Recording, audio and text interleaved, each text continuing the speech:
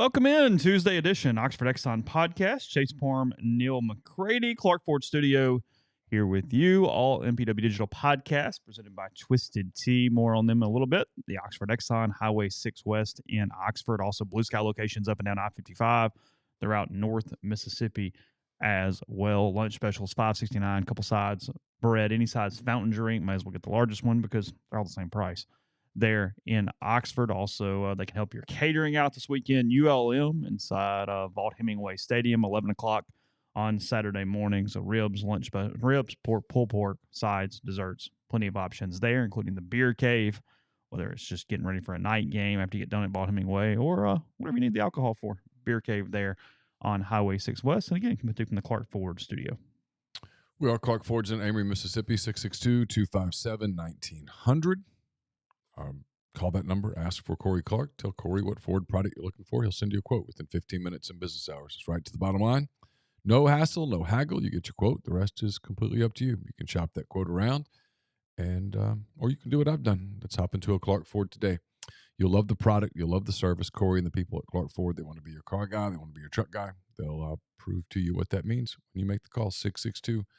662-257-1900. Guest join on the Campbell Clinic hotline. The Campbell Clinic is in Oxford now, 2608 South Lamar Boulevard, Suite 102, just across the street from the cottages at Hooper Hollow. The Campbell Clinic provides full-service orthopedic care, everything from sports medicine to foot and ankle surgery to spine and total joint care to pediatric orthopedics, physical therapy, and more. To book an appointment, go to campbellclinicoxford.com or call 901-759-3111. Walk-ins always welcome at the Campbell Clinic, Monday through Friday, 7:30 a.m. to 4 p.m. Are we on the right Wi-Fi network? We're getting some. I think we're better now. It was giving me some lag, so I just want to make sure. Okay, just making sure.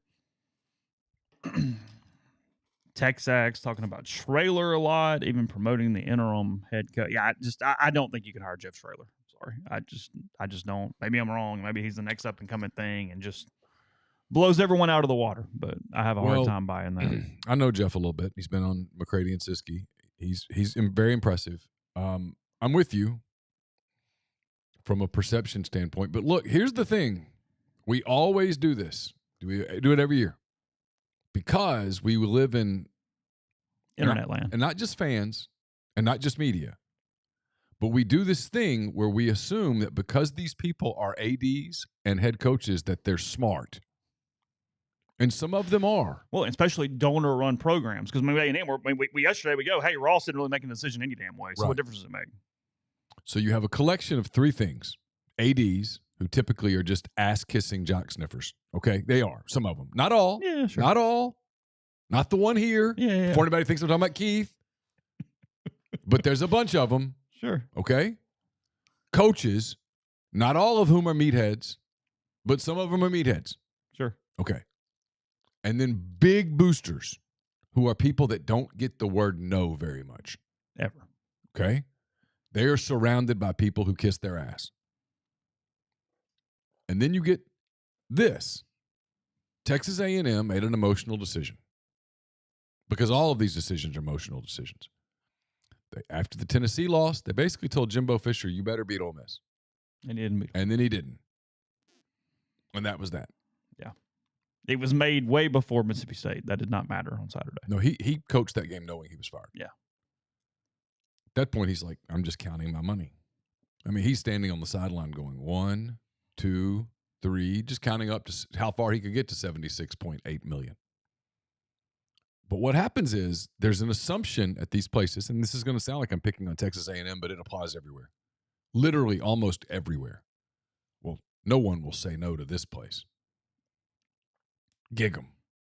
Or Roll Tide. Or whatever. And then people start saying no.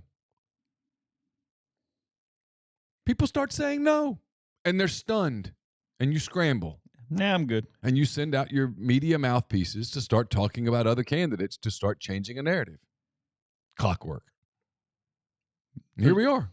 There could be a class on this. We'll just take you through week by week. Here's how this works. It doesn't happen like that everywhere. Yeah, no. And again, I'm going to I'm going to say this about Keith Carter, and before people go, well, you and Keith. No, I mean, Keith and I know each other. We're friendly, but I don't think we're friends. We don't hang out. Yeah, sure. We don't know each other's families. I don't think he does it that way. I know he doesn't. But there are lots that do. And if you're totally beholden to the boosters, there you go. No, I mean, look, when Keith hired Lane, it took him a minute to get there, to get on board with going that direction, and then had to defy big name people around the program. I mean. And listen, there's a chance that you don't get anybody better than Jimbo Fisher. Jimbo was really good at the recruiting piece. Look at the talent on the field. When they walked on the field at pregame in Vaught Hemingway, they looked the part now. I mean, unless you believe Lane Kiffin was just lying that whole week, and I don't. He doesn't lie all week. That's just not who Lane is. He talked about how talented that roster is. The recruiting classes, the 4 stars, the 5 stars. Yeah. So there's no guarantee that the next guy can recruit at that level. Jimbo did recruit at a really high level. Now, they didn't get it done. So there's this assumption that, okay. Because you don't get everybody just because you have the money. You have to be good at recruiting, too, because multiple people are willing to pay, too. Yeah.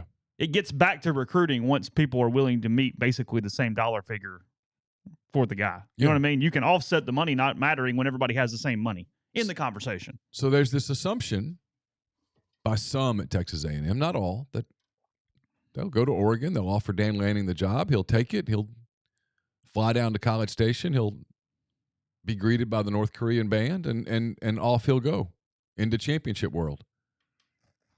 The problem with that assumption is that Dan Lanning himself has to say yes. Doesn't matter how many media people write that Dan Lanning makes the most sense and Dan Lanning's candidate number one. If Dan Lanning says no, and Dan Lanning yesterday at Eugene, I guess it was last night, his Monday we'll get to that in a minute. Press conference was pretty emphatic.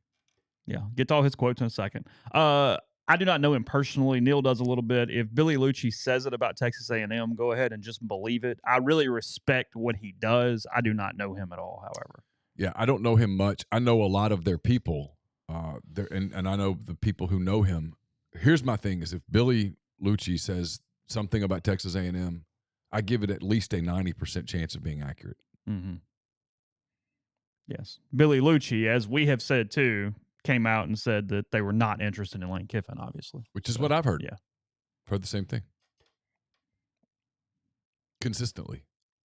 And Billy is clearly an A&M fan, but he's not going to say incorrect things for A&M. He's a fan, but he will be very critical. Yeah. He balances that line as well as anybody I know. Some just can't do it. Some are so terrified of being critical because critical means a lack of access or you rub people the wrong way or whatever. Look, here's the thing. That Texags, people make fun of it. It's fine. Cool. People make fun of us. People make fun of whatever.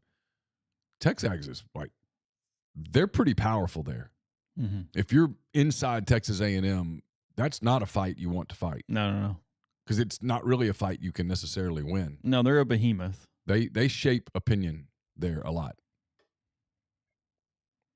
So if Billy says that Lane's not on the list, my belief is that Lane is very likely not on the list. So, and let's be real, does Lane Kiffin fit Texas A&M? No. I mean, can you imagine Lane? It's a lot like Auburn. They require that shit. Like it's Lane's going to make fun of all that stuff. Literally unless you believe that Juice the dog himself did the tweet, made fun of the guy cheerleader thing. Mm-hmm. Now, maybe it was possible that a Labrador Retriever tweeted that out. Found a way without thumbs to make that happen. At this point, I rule nothing completely out. But Lane has documented himself that sometimes Juice tweets some things that Lane can't tweet. Yes, he has said that. So I'm gonna take a stab here and think that Lane was likely somewhat behind Juice's tweet about the guy cheerleaders. Yeah, Juice's account, I'm sure, is on Lane's iPhone. I've got a feeling. Can't wait till he messes up and does the wrong one, but sure. Just saying. But so I don't. I can tell you that there I mean, were the photo ops with Reveille and Juice together. I mean, oh god, I mean, come on. Lane getting off the jet, greeted by he would never be able to keep a straight face getting off the jet, walking through the North Korean band playing with Juice out in front of him. No way. No chance. Look, I've said this. Chase and I talked about this yesterday. People do the Kiffin thing all the time. So I'll do this about Kiffin real quick. I'm not one of these people that thinks, oh, Lane's staying at Ole Miss forever. He might. I don't know. There are jobs that I think Lane would leave for. Sure. But it's the Venn diagram of jobs Lane would leave for, jobs Lane fits, and jobs that would pay Lane the kind of money that it would take to get him to go. Or just want Lane. It's a pretty It's a pretty small thing. I mean, I'll be honest. I think Miami would be a threat. If Miami opened up and they went after him, I think it's a real threat. There are a handful of SEC jobs: LSU, Alabama, Georgia, maybe even Tennessee. As crazy as that would be, those would all be threats. I think Oregon's a threat, other than the fact they play in the Big Ten, where it's going to be cold as hell. Yeah, but Oregon makes sense. Yeah. So when people say, if in the world where Lanning left, Kiffin would be near the top of Oregon's list, I completely buy it. 100%.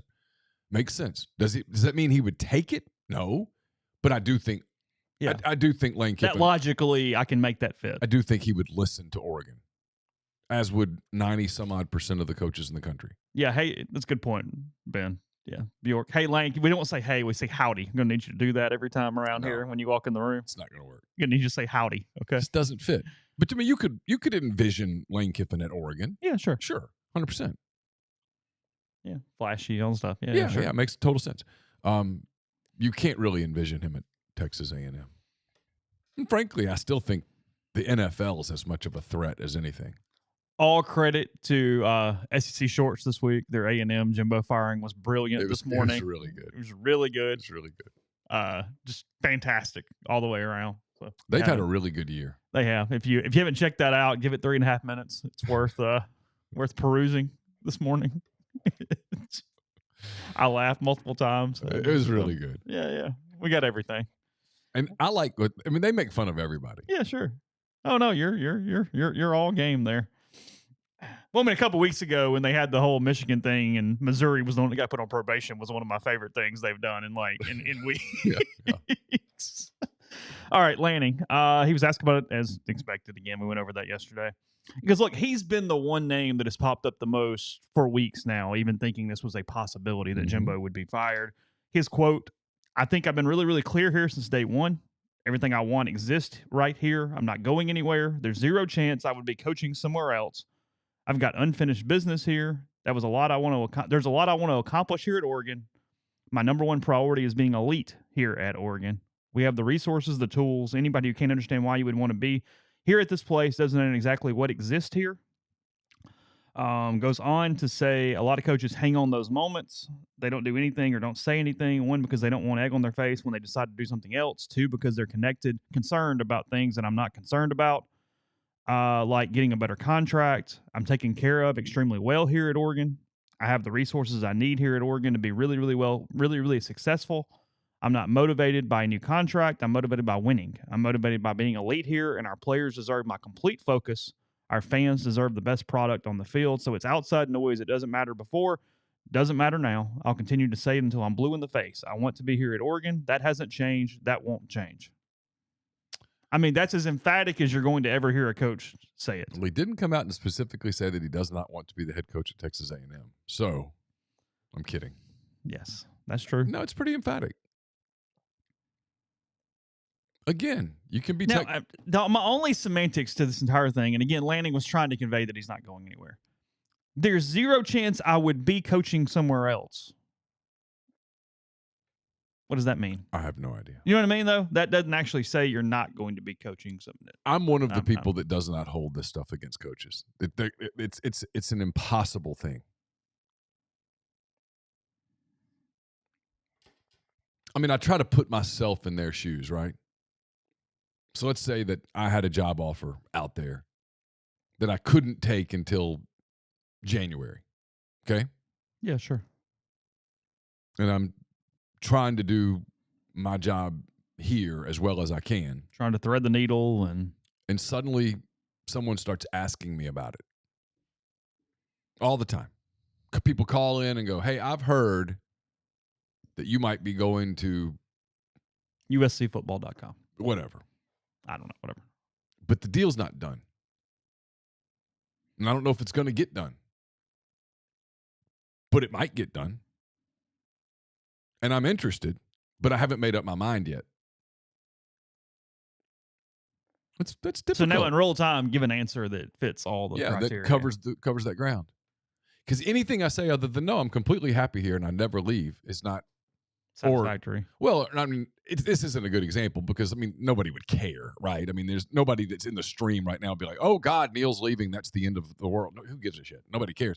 But in a world where you did care, any answer other than, no, I'm perfectly happy here, I'd never leave, is not satisfactory. If I said, well, I mean, look, there's some things out there and I'm looking at them and, you know, I'll make the decision at the appropriate time. As of right now, I'm here. Can't promise I'm going to be here. Don't know. It's a hard spot to put coaches in. I get it. We don't do that in any other field. We don't go to a guy at a Fortune 500 company and go, hey, I've heard you might be leaving General Mills to go to Exxon. Yeah. True? Would you be interested in the CFO position at Exxon? Well, no, I'm perfectly happy here at General Mills. I didn't ask you that. I asked you, would you be interested in the – we don't do that. We just do that to coaches. So they put them in a weird spot. It's a really weird place to be. It's like Kiffin's answer the other day, I'm just not going there again. I thought it was perfectly good. Like, hey, last year this turned into a circus. Maybe it was my fault. Maybe it was your fault. Maybe it was all of our faults. But I'm not going there again. Did that say I'm staying at Ole Miss forever? No. But why would Lane say I'm staying at Ole Miss forever? He doesn't know what's coming down the road. He could think today that he's staying at Ole Miss forever, and then tomorrow he gets offered the Alabama job. So why say stuff like that? I actually kind of applauded the I'm not going down that road again. Yeah, he was trying to just go, hey, can we just not? It's like, I'm not. Cool. I got no issue with that. I don't blame him because, again, we don't do this to anyone else. We don't do this to we don't do this to like high school teachers. Hey, you're teaching sophomore algebra at Oxford High School. I heard you might be leaving for Tupelo. Would you be interested in the opening at Tupelo?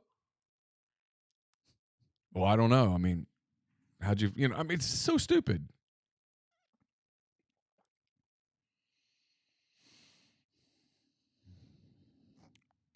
And if they are lying, it ends up being all right. I mean, Nick Saban's had one of the biggest false denials in history, and I think he's doing all right. Worked out pretty well. Yeah. No one's holding it against him at this point. No, I mean, the man is making, I've heard, more than $40 million a year. Really? Yes. All in? All in, yeah. I mean, it's working out. Whatever he's getting from the school, he's underpaid. Yeah.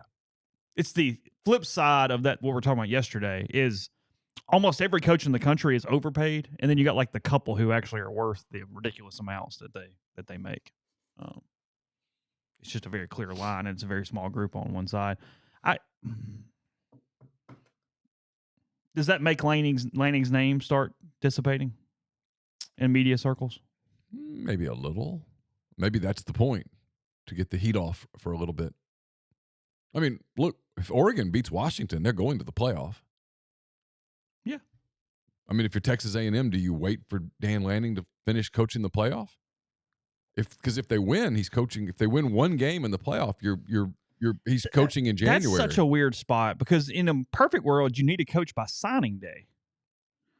Yeah. Or before. I mean, I think that's. But at the same time, do you not hire the right coach because of 2 weeks? I mean, I don't. I mean, Jeff Traylor's. If I got the guy, I got the guy. Jeff Traylor's a win away from coaching the Conference USA championship game again. Chadwell Traylor, we're doing a Liberty thing. Is that who they would play? I guess so. I don't know the conferences and conference. I mean, the divisions in Conference USA. Sorry. But I mean, I think they're a win away from playing in it. And he's not the type that's going to leave his team before the championship game. So you're going to have to at least wait for that weekend, which is the same weekend of the SEC championship game, like December the 2nd or 3rd or whatever the hell. And I didn't. Jared, I wasn't being literal. I just mentioned Alabama because it's one that I agree he's not going to get the Alabama job when and if the Alabama job ever opens up. Come on, Lane. Yes, that was not the point. The point was, why say something definitive when it could change?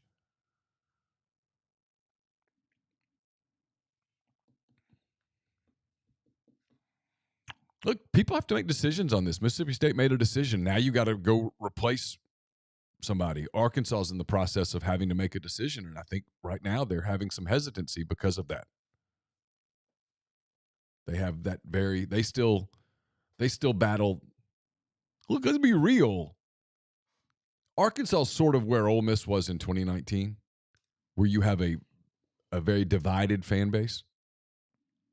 There were people that were very vocally anti-Kiffin in late November of 2019. We can revise that history if you want to, but I remember it. You remember it. Mm-hmm.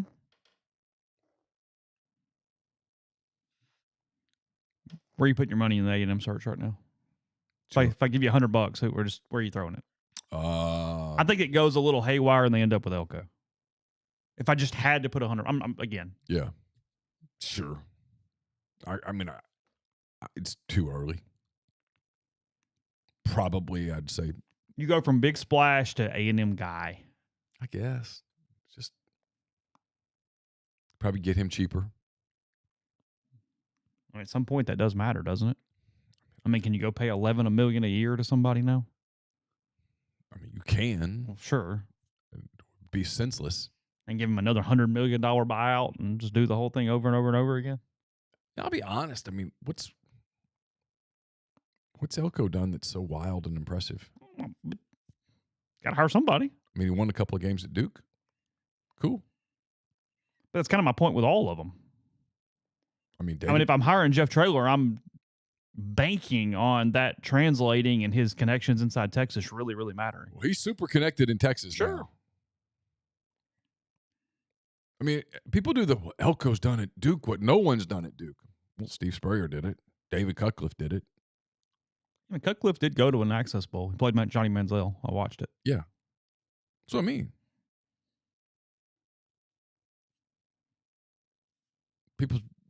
I'm not saying Mike Elko's not a great coach. Mm-hmm. Might end up being a great coach. But is that really changing what did Ross say? They should be nationally relevant? Yeah, whatever it was. Yeah. Does Mike Elko make you more nationally relevant than Jimbo Fisher? No. Well, I mean, winning games is what makes you nationally relevant, whatever that is or isn't. But I mean, if A&M wants to make a splash where people are talking about them in the preseason, but that's kind of their problem. Dan Lanning goes a lot further than Mike Elko. Well, sure, but that's kind of their problem. Quit focusing on that. Go to win freaking football games. Oh, I'm with you. Winning the press conference is not getting you anything. You won a hell of a press conference with Jimbo. I'm with you. You took the title, coach. But they care about being relevant, damn it. Yeah. It matters to them. Well, relevance. It's possible they're focused on the wrong things despite their checkbook. Sure. Well, it's not possible. It's the truth. So whoever you pay, I mean, put this in perspective. Give me a number for Elko. What are you going to pay him a year? $7 million. All right. You're paying, I don't know. So you're paying $14 million for your head coach. Because you're paying Jimbo $7 million. Yeah. For the next 8 years. Yeah. Or 8 for 7, whatever the case may be. Yeah. There's a lot of cash. If you're going to pay that much, you better win.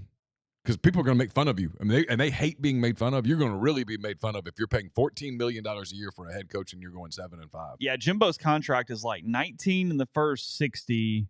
He's due $19 million by January the 11th. And another 20 or something in the next 60 days after that, within 120 total days. And then it's 7 point something per year through 2031. My man. Yeah, that's the contract. I think Jimbo's. You think he's even up yet? I think he's sleeping in. Oh no, he got up. He got coffee. No, yeah. Here's to you, Jimbo. Yeah, you want to be up for all this today. You're just hanging out. Hey. I mean, like, I bet his ring that he wears, that tells him about his stress. I bet it's like, you're very stress free right now. You should take a mental note as to what's happening. Why is today different? Yeah. And he's like, well, let me tell you, Ring, I got no problems. Yeah.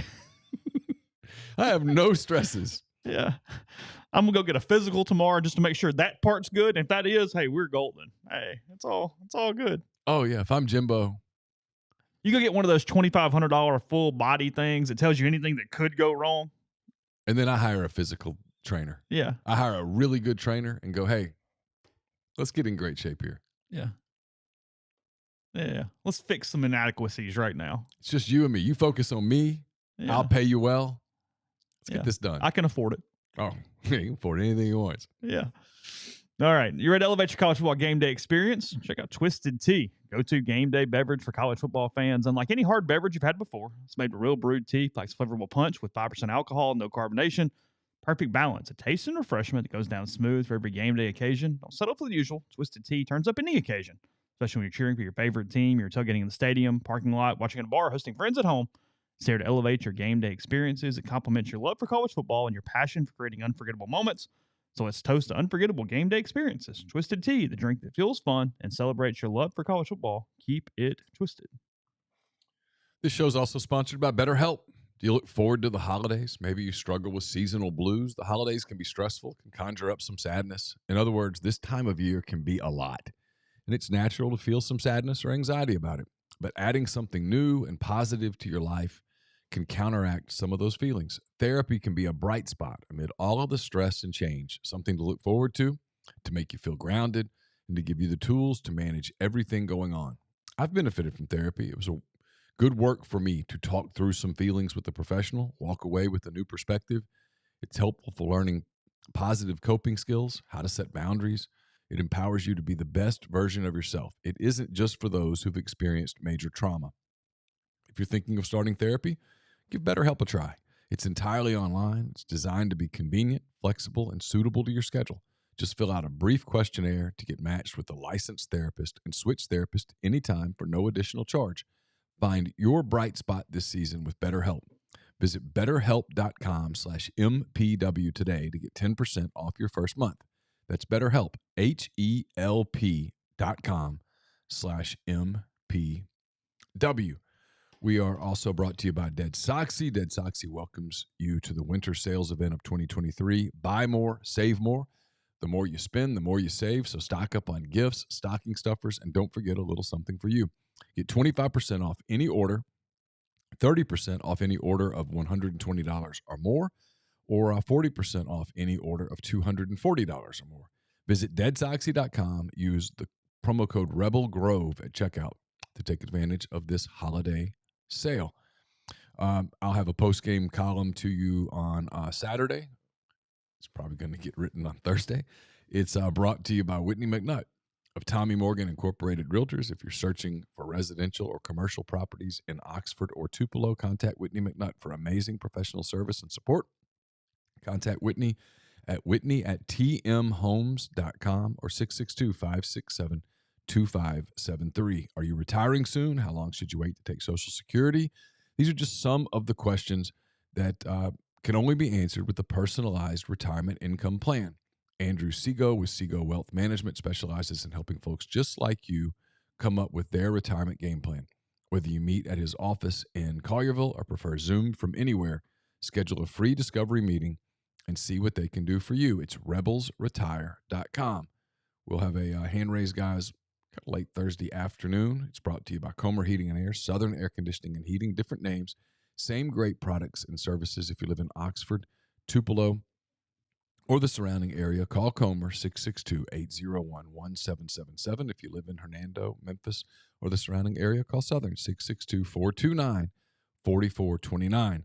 And we're brought to you by A-Stock. It's a Nashville-based online retail company with the mission to provide customers the power to name their price. All items at A-Stock start at just $1. That's right. All items start at $1 no matter what the retail value may be.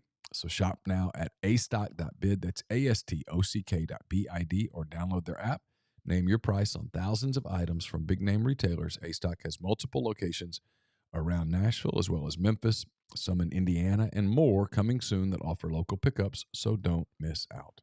Podcast also brought to you by Heavenly Sunshine. It's time to get those Christmas lights up if you haven't already. Frankly, you might already be behind, but they can help you out with that. They're beautiful, but they're a lot of work. So let them take care of the hassle and do the work for you with their full-service installation plan. They'll install, take down, and store the lights. Commercial grade LEDs that are 100% customizable to your home or business. They take care of the lights while you take care of the gifts. Heaven Sunshine has been serving the Mid-South and Oxford for over 4 decades. Full-service commercial and residential property maintenance includes power washing, soft wash roof cleaning, facade cleaning, and window cleaning. HeavenlySunshine.com, 662-342-1203 to book your estimate. Did you see that I tweeted yesterday of Tunzel's first step off the line of scrimmage? I did. I mean, that was like, if you're a football guy, you had to take a second right there. I mean, it looked like he was offsides because he was moved faster than the center actually got the ball to the quarterback. And moved a lot faster than a left guard who's one of the better left guards in professional football. Yeah, I was just kind of glancing, and Laramie himself had retweeted it, and I went, oh, that looked different. Not everybody does that. I mean, again, the reminder there. I know we're a Tunzel fan account. I understand that. But the reminder there for the context is that the left guard is an NFL player.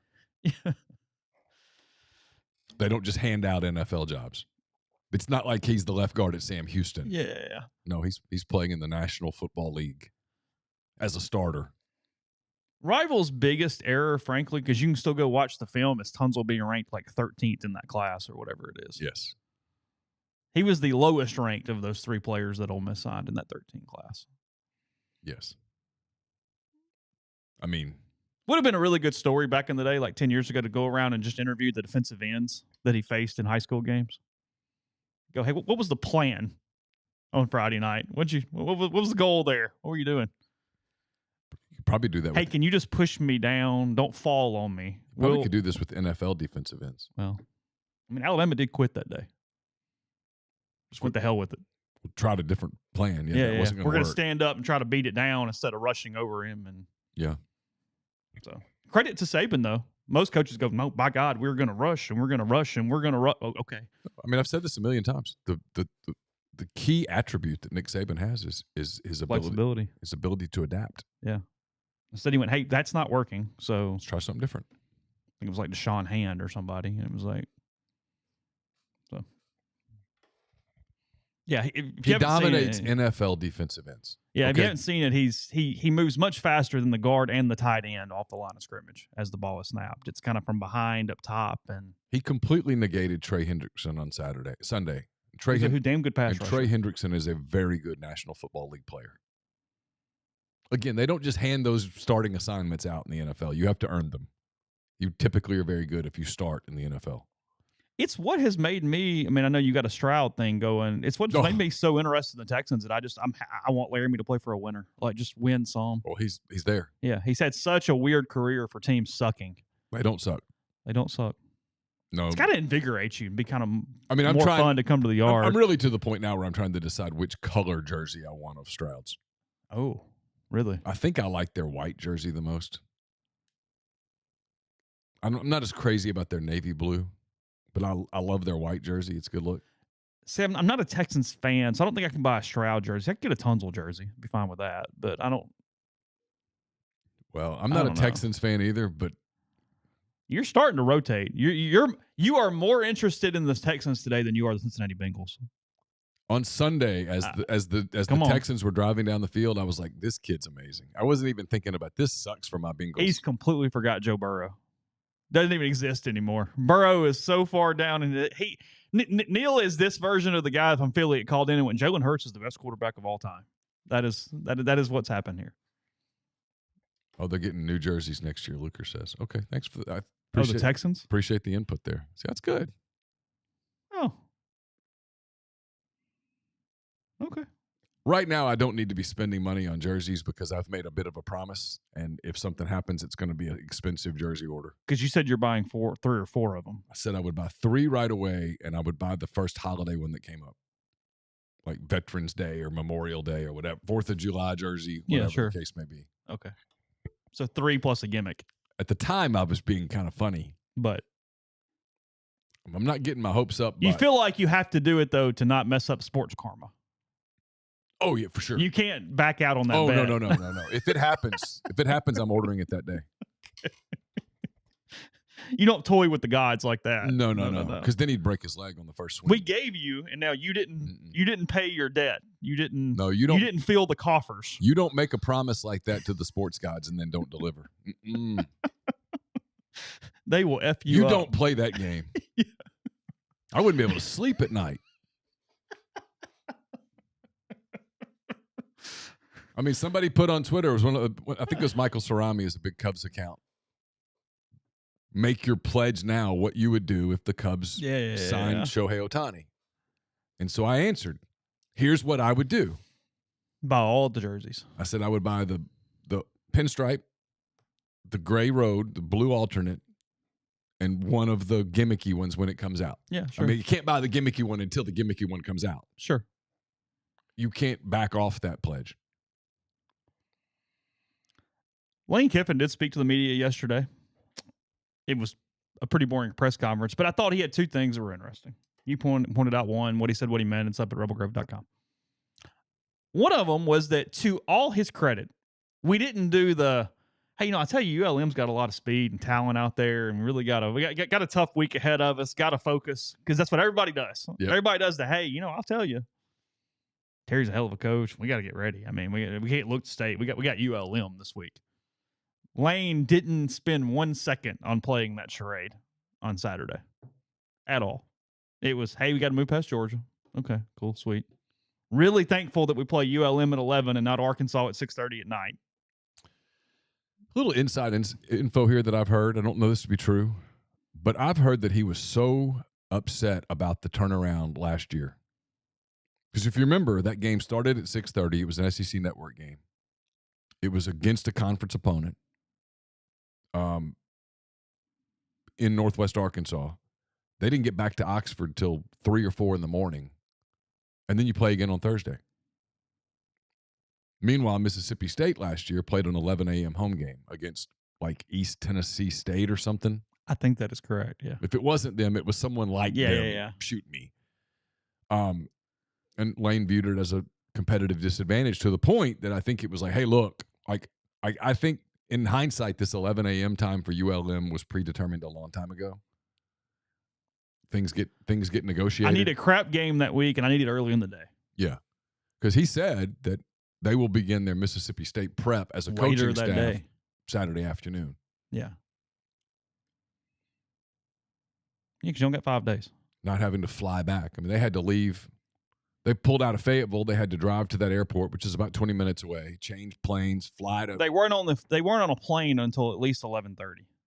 Flew, I think, to Tupelo. Landed. Get on a bus. Come on, that's a lot now. And then they, on top of that, and some of this is his fault. It was. He left guys in way too long. They 98 or 96. 96, I believe. Offensive snaps. I mean, dude. I mean, that was basically 2 games. That was his mistake. Yeah. But.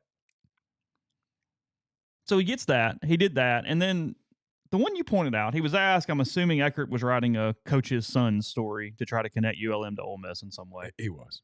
Which is very creative on his part. Because he asked about Terry Bowden. He talked to Terry Bowden earlier in the day and referenced that with Lane and said, hey, growing up as a coach's son, all that stuff. And Lane was very honest about, hey, I get that my last name had certainly helped me early in my career or to whatever point get opportunities that would not have been there otherwise. And that's just life and true, and credit for acknowledging that. So he's appreciative of that. And then was asked similarities, differences in Monty, who was known as a hard-nosed coach, but pretty beloved everywhere he went. Very beloved. Talked about that still that morning he had texted with Sapp and Derek Brooks, a couple of his big-time Bucks guys from back in the day, and the affinity and the love they have for Monty. And he talks about some schematic stuff. And then he closed with what you mentioned, which was he's left a legacy and touched a lot of people. So I really try to work on that, and I've got a long way to go. Mm-hmm. And what he means by that is connecting with people, the personal side of the business. Yeah. The human side of the business, frankly. The part that he's just not. He's not comfortable with. That's the best word. Just does not. Trying. It doesn't come natural to him. No, he's got to work at it. I thought, because I think what comes natural to him is just to be in his own little bubble. And you don't connect with people that way, which is the odd part of it, but not odd. It's just different. People are different. Like that's the part that Chris does well, his brother. Chris is very beloved by players, great at connecting with them. And I mean, yeah, Monty was a hard ass as a coach, but off the field, developed relationships with those guys that continue today. And so I thought it was interesting for him to say it's something I've got to work on. It's something that I'm working on. I have a long way to go. That was a level of self-reflection that I don't know that we got out of Lane Kiffin 3 years ago. Well, and we're getting it every week. We're getting him last week going, hey, I'm too tight on Alabama. I can't do that. I've got to change. My team was playing weirdly because I was acting weirdly. Mm-hmm. And then you get this. I mean, he's always honest, but he is internally honest more the last few weeks than we have ever seen him. Shown a lot of growth, putting it out there publicly. I mean, I hope that, because you get so much crap in press conferences. We ask for real quotes and real answers and all those things. I mean, I hope you guys as fans actually get that, hey, no, you're seeing something that you typically don't see out of anybody, and even you did not see out of Lane. I mean, even he's not shy on guys who have been completely ousted from the doghouse, throwing them under the bus too, by the way. Yesterday, Sakari Franklin, somebody asked, he did not make the trip, and Lane goes, oh, no, he made the trip. He chose not to play, so you'll have to ask him what the deal is the rest of the season. It was odd. No hedging bets there. What was interesting is I thought it was Friday, but maybe it was Saturday. The days go together. It was Friday, I think. But I was told that he has been dismissed. Yeah. Which was the interesting part if he made the trip. So, based on that answer, I think you've seen him play for the last time. It would shock me. Of note, Sakari Franklin has played 4 games this season. So he's trying to save a redshirt year. If he takes another snap, he loses the year of eligibility. He played 60 snaps against Alabama, 23 snaps against LSU, 49 snaps against Auburn, and 6 snaps against Texas A&M. That is his season. Well, look, when you go as heavy in the portal as Ole Miss has gone, it's like recruiting high school guys. You're not going to hit 100%. Ole Miss has done remarkably well. I was counting this up. On the 2 deep that they issue each week, they being Ole Miss, 28 of the guys on the 2 deep are portal guys. That's an incredible success rate. It's like of the 32 portal guys on the program, 28 are on the 2 deep. It's a hell of an accomplishment. You're going to have misses. You're not going to hit 100%. And when you go that heavy, some of the misses are going to be high profile. And what he's done such a good job of across the board is when those misses happen and they're affecting things locker room wise, they're getting rid of them. Yes. They're excommunicating those guys. Well, they learned that lesson a year ago. Yeah. The locker room can't be divisive. When there's adversity, things will go south.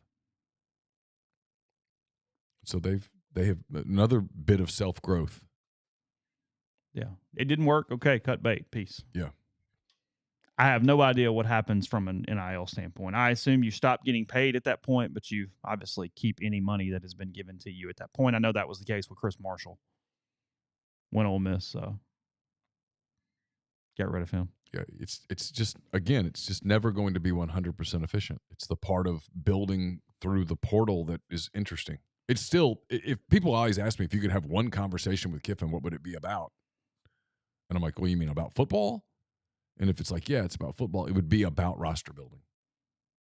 It's the thing I find most interesting. I'd love to know his truest thoughts. Like, I'd love to be able to talk to him about, do you believe this now that you've done it for a while?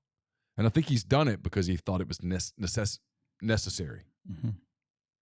Well, I struggle with that word. But I wonder whether he views this as as a sustainable model. As the portal gets more expensive and more expensive, I wonder if he views this as sustainable. When, like, let's take Ole Miss this year. I think it's well documented. I wrote this on Friday that there are a lot of guys that still have a year of eligibility left because of COVID that he would like for them to stay. Watkins, Priest-Corn. And these are guys, for the most part, who could transfer again or could go pro, right? So you're going to have to pay them to stay. How much does that cost? and then you're going to go into the portal to try to meet some immediate needs. Well, those are if you're going to get impactful players out of the portal, it's going to be very expensive. Mm-hmm. And then you want to start building high school wise and 4- and 5-star players, which are the kind of players that he wants to sign. I think you can. It's very obvious when you listen to him talk about the Georgia game, and he says, "Hey, this was about players. This was about recruiting. We have to recruit better." That's not him saying we have to recruit harder.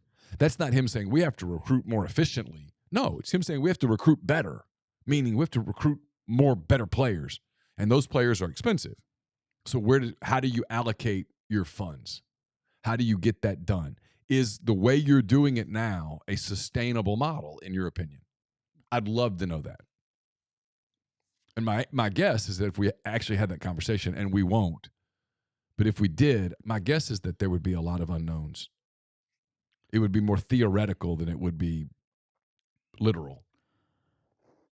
Barring some catastrophe next week in Starkville, they're going 10-2 with essentially 3 wide receivers the entire season, 2 of the 3 being banged up, and a mess at tight end through the season. Yeah. So it's phenomenal. It's an amazing accomplishment. Harris was hurt. Watkins was hurt. Frankly, any vote for SEC Coach of the Year that doesn't go to either Lane Kiffin or Elijah Drinkwitz, you'll have to explain it to me. Yeah. You can defend either one of those, assuming they both go 10-2. I'm all in on Kiffin. I'm all in on Drinkwitz. If you vote for Drinkwitz, I'm cool. I get it. 100%. 100%. 10-2 at Missouri? Yeah, sure. 100%. Sign me up. My top 3 would be Drinkwitz and Kiffin in whatever order 1, 2, and Saban at 3. Yeah. Yeah. Yeah. I don't have a problem with that. What I was going to say, though, was I'd love to know when they go back and kind of do the analysis, the self-analysis, do they look back and go, boy, this could have easily been 8-4. This could have easily been 7-5. Or do they look at it and say, no, we sort of hit where we thought? Yeah. Because you have a lot of one-score games that you won. You have 2 games where the ball is in the air on the final play of the game, and you won them both. Now, one of those, the ball would have only forced overtime, but one of them would have been an L. You wonder, do you look at those and go, okay, well, we probably came out on the beneficial side of luck? I don't know. I'd love. But in truth serum, if you tell Lane Kiffin, hey, going into the season, hey, you're going 9-3, he just said okay. Yeah, I think so. Probably would have said okay. I would. I'll take it. I think so. But you would love to. You could ask that. He might actually give you an answer. If before the season, the football gods had come to you and said 8-4, will you take it? I wonder whether he would have said, I'd think about it. Yeah, probably not. But if I'd okay, what about 9-3? Mm-hmm. Have to give that some real thought, right? Yeah. And I think if you offered him 10-2, he would have just gone, sign me up. But I guess my point in saying that a second ago is that had we told all you guys going into the thing, hey, look, this Ole Miss team, Prescorn is going to miss several games with an injury. Watkins is going to break a hand. Harris is going to get banged up, and you're getting nothing out of Chris Marshall or Zachary Franklin. Cool? How's it going to go? Oh, my God. You got nobody to catch the football. Screwed. No, they made it work. Dayton Wade has been worth every dollar that you might have possibly gotten into some transfer from Western damn Kentucky. Well, and Good God. Dayton Wade, to me, is where I give them a ton of credit. Like, right, you got this guy that was a walk-on from Western Kentucky who could have gone anywhere. He came to Ole Miss, and you maximized him in a way that is really admirable, to the point that he's a very valuable player on your team. You have to give Derek Nix a lot of credit for that. You have to give Lane Kiffin a lot of credit for that. You have to give just program-wide. You have to give Dayton a lot of credit, too. He's an incredibly positive, hardworking kid. But, wow, that's the kind of stuff that I wonder if they look at that. This is the conversation I would find interesting. Is that sustainable time over time, or is that a one-off? Mm-hmm. You know, they've identified guys that are hardworking kids. Yeah, sure. Jordan Watkins, Caden Prescorn, Chance Campbell, Tony Brown. Yeah, sure. Troy Brown. Sure. They've been able to do that. That's to their credit. And I think now they're Trey Harris. Ulysses Bentley. Give him a help. Yeah. I think they look at that now and go, this is part of the formula. I think they do think they have discovered some degree of secret sauce. Yeah. But how sustainable is it? Because look, when you win, the NFL is a copycat league. So is college football. So people are going to try to emulate your model. It's not, you should be flattered. But the problem is the more people that try to emulate your model, the harder it is to continue your model because it gets. Did we get really lucky and fortunate, or are we relatively the Patriots on understanding roles inside organizations? Yes, 100%. What are you at that point? And maybe a combination of both. Yeah, sure. Prime Shrimp, primeshrimp.com. 7 different flavors available for you. Everything from your favorites, New Orleans style barbecue, the signature. It's a great all-purpose flavor that you can use in salads, great for lunch, protein snacks, or at dinner. When the kids are busy, got a lot going on, let Prime Shrimp help. They deliver directly to your door. Fewer than 10 minutes, freezer to plate. You get 5 pouches or more, 25% off. That's 25% off with Prime Shrimp and code RG, primeshrimp.com. Laughing at the thread. It's pretty interesting. Yeah, I was kind of following that too. Can't have it both ways. The College Corner is in Oxford now. If you're coming up this weekend for the TADPAD game, the ULM game, stop by the College Corner right off of Sisk Avenue in the Oxford Commons. More than 4,000 square feet of the very best Rebel gear. Also 2 locations in the Jackson area. And you can check them out at collegecornerstore.com as well. We're brought to you by Pinnacle home to the Pinnacle 401k advisory services team. Get in touch with them. They'll conduct a complimentary, no-obligation benchmarking and analysis of your current 401k plan. All you got to do is just get in touch with them on the net, mypinwealth.com, MYPINN wealth.com. And we're brought to you by John Edwards, Regency Travel Incorporated in Memphis. It's part of Virtuoso. It's a worldwide network of travel partners that allows John to supply his clients with added values, unique benefits simply not available to other travelers. Get in touch with him, give him some parameters, give him a budget, let him give you options that you're not going to find on your own. It's 901-494-3387 or send him an email at jedwards@regencytravel.net. Oxford's newest Greek restaurant on the square, Opa, is the perfect place to plan your Christmas party, your company dinner, your festive party event. Great food, great craft libations. They can accommodate up to 200 guests. Opa's just it's a perfect place for a holiday get-together, company or otherwise. So get in touch with Jeannie, 601-421-7147. We'll have picks on Thursday. They're brought to you by Service Specialist Staffing and Recruiting Agency. Listen, if your company is looking to hire quality, hard-to-find talent, Service Specialists can help. Keep in mind that payment of service is solely contingent on if they decide to hire a candidate that you send. So you've got nothing to lose. Give Will, Sydney, or Kelsey a call at 662-832-5138 or check out their new and improved website, servicespecialistltd.com. Get the beautiful and healthy smile you deserve at Corinth Dental. Dr. Bubba McQueen, Dr. Jenny Beth Hendrick are devoted to restoring and enhancing the natural beauty of your smile using conservative, state-of-the-art procedures that will result in a beautiful, long-lasting smile. From routine checkups to advanced treatment, including implants and Invisalign, Corinth Dental is here to help you achieve your smile goals. So schedule your appointment today and take the first step, toward a better version of yourself at corinthdental.com. And we've got What He Said, What He Meant up at rebelgrove.com. It's brought to you by myperfectfranchise.net. Andy Ludicky can help you if you are looking to diversify your portfolio. If you're thinking about taking your career and putting it in your own hands, he can help you. Just get in touch with him at myperfectfranchise.net or Andy at myperfectfranchise.net or 404-973-9901. Podcast is brought to you by HelloFresh. Get farm fresh, pre-portioned ingredients and seasonal recipes delivered right to your doorstep. Trips to the grocery store. Skip trips to the grocery store and count on HelloFresh to make home cooking easy, fun, and affordable. That's why it's America's #1 meal kit. Everyone wants to cut back on errands and spending time in checkout lines this time of year. So skip that extra grocery store trip and instead get fresh ingredients and delicious recipes delivered with HelloFresh. Pick your meals, decide on a delivery date, and sit back. Just like always, their ingredients travel from the farm to your door, so you know they're fresh and everything arrives pre-portioned, so you can get right down to cooking quickly. It's a great way to cook. It's easy. I've done it for a really long time using HelloFresh to take care of things at night. Again, as we mentioned multiple times in the podcast, things get busy. Don't have a ton of time. HelloFresh can help you in all those different ways. So go to HelloFresh.com/MPWFree. That's MPWFREE. Use that code MPWFree for free breakfast for life. 1 breakfast item per box. While the subscription is active, that's free breakfast for life at HelloFresh.com/MPWFree with code MPW free. Podcast also brought to you by the Ole Miss Athletics Foundation. It's getting close to the end of 2023. If you need to make year-end donations for tax purposes, call the Ole Miss Athletics Foundation, and they will walk you through their philanthropic giving initiatives, whether it's the Vault Society or Empower. Both initiatives give you tax-deductible ways to support the Champions Now campaign. Or if you're working on estate planning, call the Ole Miss Athletics Foundation to discuss Forever Ole Miss. That information and more, 662-915-7159, or give to athletics.com. I was just kind of scanning back there when we were reading ads, and we only have 2 autographed helmets in the place. One of them is the current Auburn coach when he was somewhere else, and one of them might be the next Mississippi State coach sitting behind us. Oh, you think Willie Fritz is a candidate at State? I mean, why not? As likely as anything else, isn't it? Yeah, I suppose.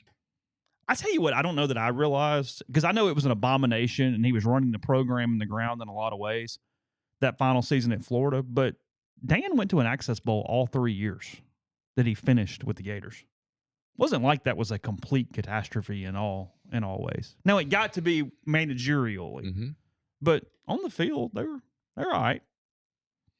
He won the East in 2020. If I'm Dan, I just have to decide, do I think I could even come close to doing that? I don't take it. I don't think I do either. I don't think I can replicate that the same way. I'm not the same guy. I'm probably a little worse. Different era. It's harder. And Ole Miss isn't being run by Houston Nutt. No, which allowed him to get that footing. Big time. Because they didn't recruit very hard. Mike Leach in year 1 went 4-7. Joe Moorhead won both years okay, kept the bowl streak alive. Dan Mullen had a losing record his first year in 2009. No, but he beat Ole Miss in that game and kept Ole Miss from playing Penn State in the Citrus Bowl and all that. But they had patience, is my point. Yeah. And now 0. Well, they don't appear to have any. Now, I'm sure there's more behind the scenes. Selman basically came out yesterday and said that the program was simply not being managed in a way that he thought was sustainable, and you don't wait when that's the case. It's fair. That you can't let it get worse before you make a change. That's more than fair. That was the reason to do it, if that is the case. That's why I thought Lane's answer was really interesting on, hey, how are there even expectations, though, 10 games into a season when you're changing everything and you were hired late? No, look, it's not. I mean, I don't blame Zach Arnett. I blame State. They made an emotional decision.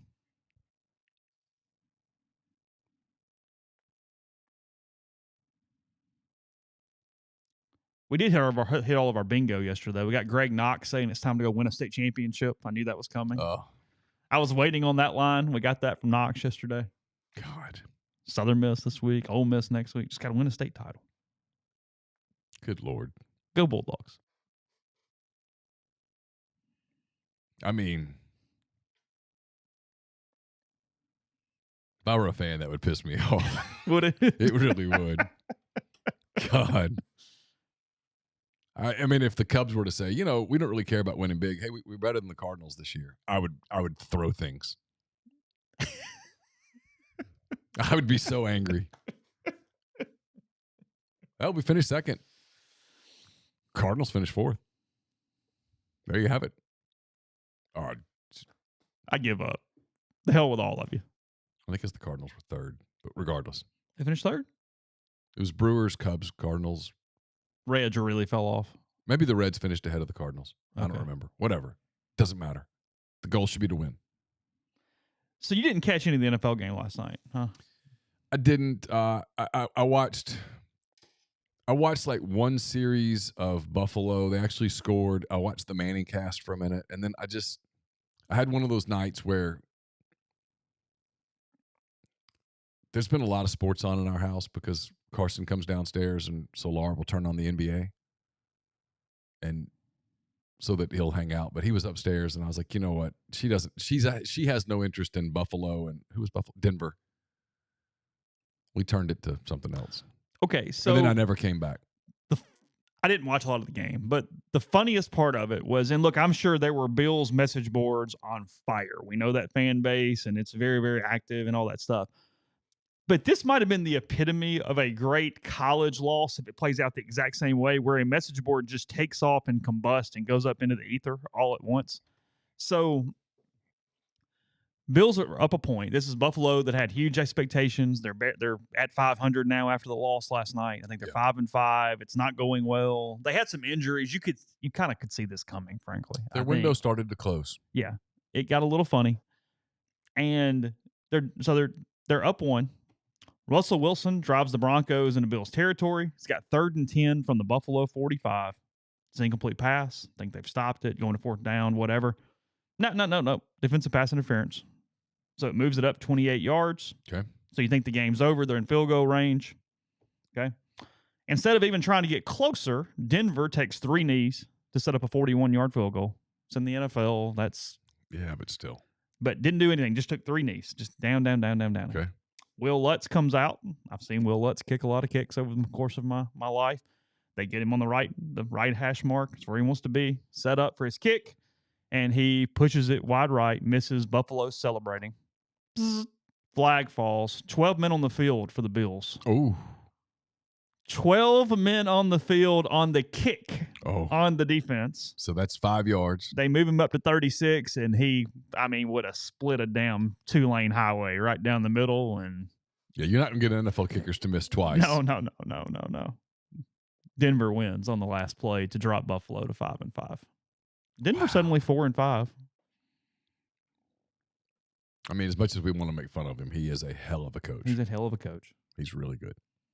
Point being, though, the special teams coach would be fired this morning. Probably will if be. This is Auburn, Georgia. Oh, you're having the guy in Buffalo is not feeling great this morning. Well, that's a good point. Denver didn't actively. Who was the 12th man? I mean, they just screwed up. They had 11 men across the line of scrimmage and 1 in the middle. It wasn't like somebody was trying to get off the field. They just had 12 men in the formation. Did they have any timeouts left? I don't know the answer to that. But what happened, Denver was out of timeouts. So once they took that 3rd knee, they were having to race Lutz out and just get set up for the kick. And I think in that hysteria, Buffalo got confused. Like, Denver was running like a fire drill, and I think Buffalo was really not sure who was supposed to be on the field at that point. Tough day. Because, it's 11 right across the line of scrimmage, and then 12, the 12th guy, the guy stands in the middle and waves his arms and kind of yells. Going to be a tough day. Going to be a tough day. Not good back at Orchard Park. Going to be a tough day in Orchard Park. That meeting's not going well this morning. So let's recap. How'd that happen? What did we do? Going to be a little more vitriolic than that. Take me through this, if you would, please. The Manning cast is pretty fun with it because everybody's sort of in shock. Like, Peyton doesn't even talk for 20 seconds. He's kind of looking like, huh. And Eli's like, you're not celebrating? And he's like, it just feels like we lost. Like, I don't like it. That's Peyton used we a few times. Denver. Okay. He claims them both. Yeah. He can claim them both. You win a title, you can claim that franchise no matter what. I think so. At that point, I think that's the rule. I think I got no issues with that. I agree. It's all good. Did you hear anything on State's job yesterday? Anything at all? Not really. I actually heard more about Arkansas's than I did State's. Would Fritz be a candidate there? At State? No, at Arkansas. I don't know. If you made me bet today, I'd bet Pittman gets another year. Oh. By default. Why? Because they are where Ole Miss was in 2019. This is where Arkansas is today. They're stale. They are resistant to change. Remember game day at Ole Miss in 2019? Go back and think about it for a minute. You with me? Yeah, I'm with you. Yeah. Go back. Ole Miss 2019. Pretty boring. Remember how boring game day was? Mm-hmm. Kind of everything they tried was just, well, we do it this way because we've always done it this way. I'm not talking about coaching slogans and stuff. I'm talking about program, game day, the whole experiment, the atmosphere. No matter what they tried, it was just kind of stale. Yeah. And so they're there. They are precisely where Ole Miss was in 2019. Party tents in the north end zone. Not that bad, but yeah. And you've got a group of alums that are willing to pay off a contract, but only if they get their guy. Sound familiar? And the guy they want, because he's always been their vision, is Gus Malzahn.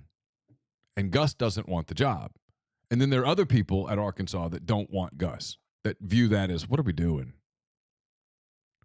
And so you have paralysis by analysis. Now, look, they could lose to FIU Saturday. And what's going to happen to them on Saturday that's going to change the calculus is they're going to play a game in that stadium. And if you've been there, it's a beautiful stadium. They've done a great job renovating it. They get big crowds. They had 72,000 for Auburn. There's not going to be anybody there. They're not going to go. And so when you only have 30-something thousand people in the stands, the truth is Hunter Yurachek and the people that make decisions there are going to have to look around and do the thing that, frankly, Ole Miss had to do in 2019. 2017, when you looked around and went, does this work? Can we run this back? And the answer is no. Because the answer is, if you run it back another year and you take a step back, you just wasted time. And in this environment, you just made it harder for the next guy, whoever the next guy is. But they've not acted yet. And they lost, they lose 38 points to Auburn at home? Yeah. 48-10, I think. Something like that. One of those losses, and look, I was there for the Mississippi State game where the boos were coming out third quarter. Oh, third quarter. But at some point you've got to shake it up. And I mean, what are you going to do? You're going to let him hire another offensive coordinator? I mean, his defensive coordinator has done a pretty good job until Saturday. What do you do? To me, it's pretty obvious. Now, a lot of people made a big deal out of the whole Polar Express thing. The true story on that's like, oh, that was it. And like Sam Pittman said, the fact that some walk-on in the walk-on auxiliary locker room turned on a TV and it happened to be on Polar Express, and someone with the camera took a picture of it, he goes, that's not the reason we got our butts kicked. Yeah, sure. And he's right. That's much ado about nothing. Mm-hmm. That wasn't in the main locker room. There were no coaches in there. None of those guys were playing. It was just a thing that happened. They were being rewarded for practicing by say, hey, you can dress and run through the A or whatever, right? No big deal. Again, that's where our media people make a big deal out of something that in hindsight is not a big deal. Nobody who played in that game had any awareness that was going on in an auxiliary locker room 100 feet away.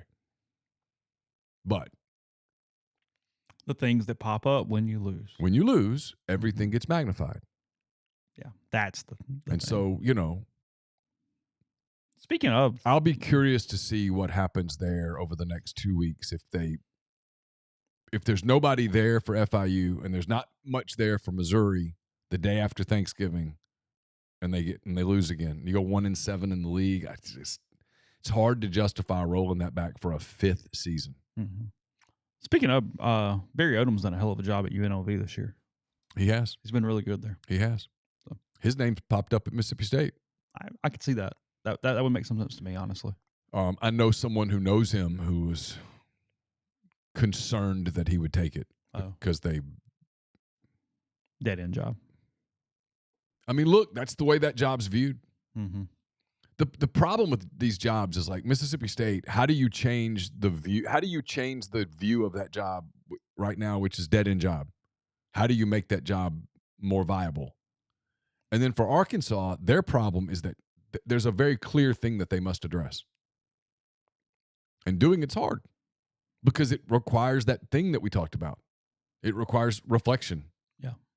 Alabama had to do it. A&M's in the process of figuring out whether they can do it. Texas is trying. And Ole Miss had to do it in 2019. I mean, look, Keith had a hard decision to make in November of 2019. Wasn't that long ago. It's why I always kind of push back when people make fun. I'm like, hey, you were just there. Mm-hmm. But you had bold leadership. And he had just been hired. Yeah. Just got the gig. You had bold leadership.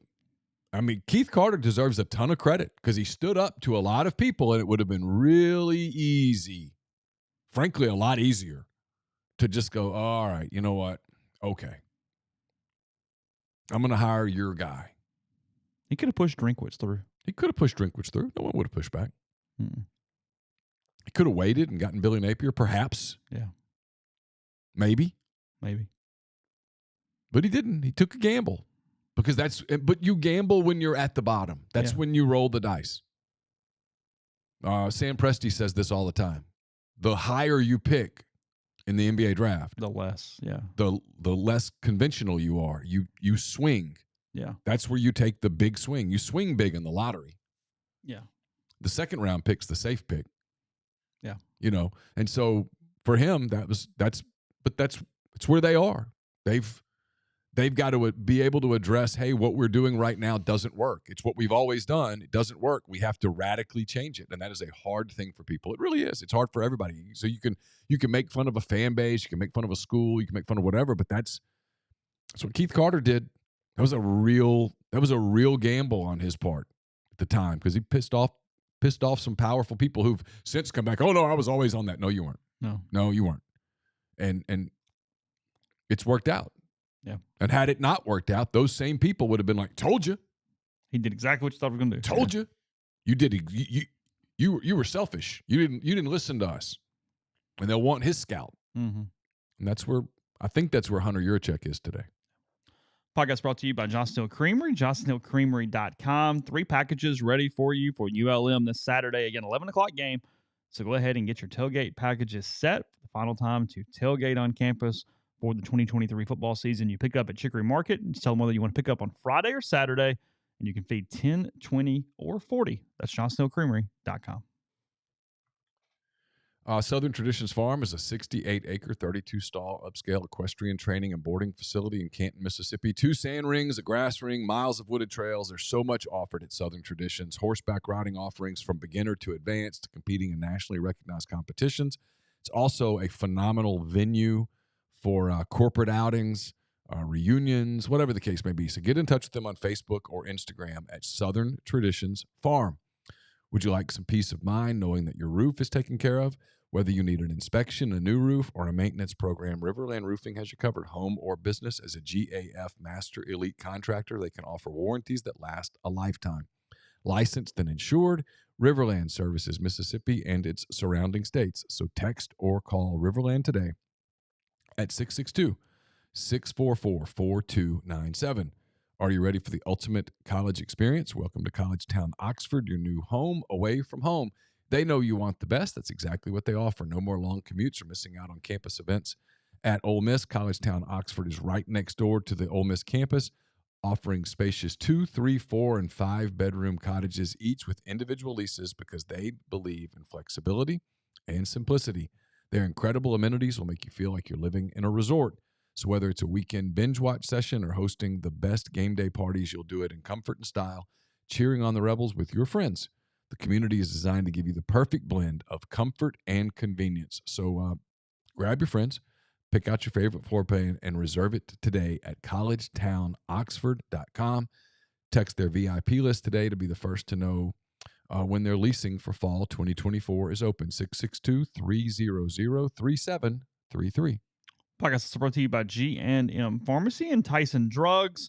They have their high-dose flu shots for patients over 65. Most clinics typically give standard dose to all patients, so they highly recommend that 65 and older patients can get a high-dose flu shot. They also have the RSV vaccine for anybody who needs that. Those are by appointment, which makes getting in and out super easy. Just give them a call to schedule. That's 662-236-2222 with G&M in Oxford, or 662-252-2321.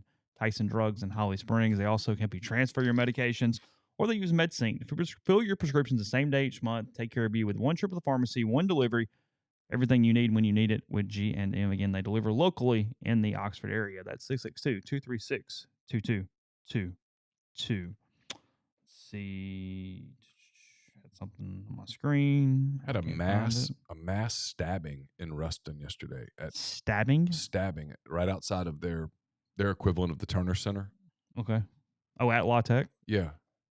A Louisiana Tech student faces 4 counts of attempted second-degree murder in connection with Monday morning stabbing of 4 women outside the university's Lambright Sports and Wellness Center. Really? Man, people are crazy. At 4:30. 4:30. People just going in there to work out. That's insane.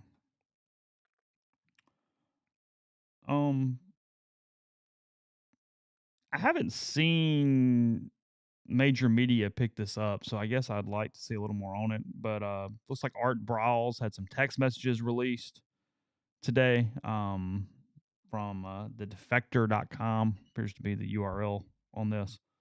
The ones that are at the top of the page, again, I have not scrolled through all this, but you can see them there if you would like to Google or search or wherever.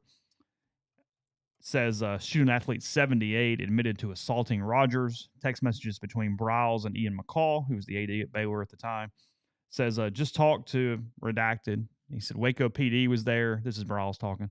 Said they were going to keep it quiet. Wasn't a setup deal. I'll get Shield to check on Sibley. Again, I don't know names. McCall responds, that would be great if they keep it quiet on that one. Again, stuff all through the site there, but I have not time to really scroll through and see what is there, isn't there at this point. But if you're curious. Yeah, I'll be curious to go read that. There was a lot that went down there. Yeah. Quinshawn Judkins is Ole Miss's Connerly Trophy nominee for the it's season. that time of year. It is. I always forget about that. Because now every school gets one nominee, right? Isn't that Is that correct? I think. God, who would you nominate off the Ole Miss team as the? I would have nominated Jackson. Yeah, I mean, what? No. What are we doing? I don't need more problems. I mean, I certainly have an opinion as to why that happened, but that's not one that's worth. Ole Miss has won it 3 years in a row. Yeah, not worth expressing. Elijah won in 2020, Corral won in 2021, and Quinshawn won last year. Yeah. So maybe they're trying to create a 2-time winner. Could be. Is he going to win? I'm sure. I guess. Who else would be up against him? State or Southern got a dude? Well, State doesn't have a dude. Does Southern have a dude? I don't know. I mean, if they do, I'm not. What kind of years Frank Gore having? I don't know. Bellhaven got a dude? I'm going to guess not. Millsap's got a dude? Not that I've heard of. I mean, Juan Joseph beat Michael Loren Parade Jerry one time. God rest his soul. Feels like Juan was the most shot guy in the room. Feels like whoever Ole Miss nominated would win. So they got to pick their winner. That's my guess. I think I would have nominated Jackson. I would have nominated Jackson Dart. Yeah. The only other one that comes to mind is Trey Harris. Well, of course. I'm looking to see, has there only been one 2-time winner? There's only been one back-to-back winner. There have been 2-time winners. Okay. Eli won twice, but not back-to-back. Okay. And Dak won back-to-back. Okay. Rod Davis of Southern Miss, the linebacker, won in 2002. Eli's junior year. Okay. You got something. Go ahead. No, it's not worth it. You good? I'm good. Totally. Perfectly fine. Not worth opening that. That's where someone would say, why'd you say that? And I'm like, I don't know. Ole Miss basketball is at home tonight against Detroit Mercy. I told Neal before the show, I know nothing about Detroit Mercy outside of them being the Titans, and I'm pretty sure one of John Calipari's kids played there for a season. I think that's right. I think that's all I got. They're 0-2. They lost to Toledo 94-60 and Cincinnati, both on the road, 93-61. Some dude named Totley scored 20 in their opener, and some dude named Stone scored 25 in their second game. So there's that. 25 of 61. Kind of a one-man show there a little bit for the Titans of Detroit Mercy. He was getting his. At Ole Miss today, at Ohio on Saturday. Then they finally get a home game. They play the Eagles back here on Saturday at home. Oh. How about that? Sorry, next Tuesday at home. That's all I got. Detroit Mercy, Ole Miss, 7 o'clock from the Pavilion. The final warm-up to the Tadpad game Friday night, 8 o'clock there at Tad Smith Coliseum. I wonder if I could talk them into moving that tip-off up a little bit. Why is it at 8? Supposedly, they put it at 8 because they wanted to give people time to set up in the Grove. Okay. Is that what time people set up? I think 6:37. Yeah, that's about right. Okay. They're doing some rob. Is that still a mad rush to set up? I mean, there are people that do it, but like the companies do the majority of it now. Like The overwhelming majority is done by tailgate companies like Seven South. That's how people get the same spots. Yeah, I mean, because you're not gold rushing yourself for the most part. Right. I mean, there are some people that do it. Don't get me wrong, but the percentage has gone up every year of how many people just use one of those companies to do those things. Yeah, seven is the setup. So okay, so I guess that makes sense. Okay. Delta State's 9-1. Snoop says so. Maybe there's a statesman who's going to win the Connerly. That's fine. I don't care. I mean, I don't care. None, zero. But I mean, if you want to just admit out loud that your award is silly, you think Quinshawn could get some yards and some touches in D2? I mean, I'm gonna guess he would fare well at that level. Yes. You think he'd knock off Henderson State? I think he would help win that game. I do. Yeah. I mean, he'd have a really good chance at the Harlan Hill Trophy, which is the D2 Heisman. I mean, I'm going to guess that if I called the Delta State coach and said, "Hey, would you like to trade your running back for Quinshawn?" that his answer would be, "I really like the kid, but yes." There's this size speed thing that would be awesome. It would be sort of like me if the whole Christopher Morel Juan Soto thing happened. Hey, do you like Christopher Morel? Yeah, I love him. He's fun to watch. We can get Juan Soto for him. I'll bring him to the airport now. Yeah. He will be there shortly.